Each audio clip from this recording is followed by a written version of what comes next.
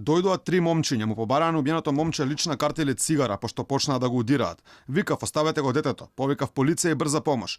Вака го започна своето сведочење Миле Алексовски, сведок во случајот за убиството на младиот Никола Саздовски Саздо. Тој ги препозна обвинетите и посочи дека како Саздо паднал на земја, прво обвинетиот Бесир Билја го згазил со ногата во пределот на вратот или главата, велејќи дека не може точно да прецизира. Според неговите зборови, нападот кон убиеното момче траел околу 1 до 1,5 минута, а тој на ноз останал некаде 40 до 50 секунди. Алексовски кажа дека како видел крв во устата на младиот Саздо, знаел дека тој нема да преживее. Тој во своето сведоштво каже дека на лице место дошле сообраќајни полицајци, но заради казната автобусот кој бил паркиран на улица, а дека случајот со младото момче не ги интересирало. Дури по некое време дошле инспектори од МВР кои земале изјави од сведоците на местото на настанот. Адвокатите на обвинетите Бесир Белја и Скендир Дамири побара изземање од претседателот на судечкиот совет, бидејќи според нив записникот го водела селективно, а забележлива била и нејзината субјективност и пристрасност. Тврде бранителите на обвинетите за убиството на свиреп начин. Адвокатот на семејството на убиеното момче Манчо Шахтански пак каже дека треба да се остави судот да си ја врши својата работа. Мислам дека треба да се остави судот да си ја тера работата, да не се врши притисок.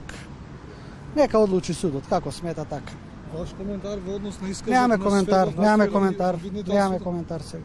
Еден од обвинетите во овој случај Јетон Љужа е во бегство и се уште не е достапен за органите. Инаку на првото рочиште одбраната бараше делото се приначи во насилство, а не да биде убиство на свиреп начин.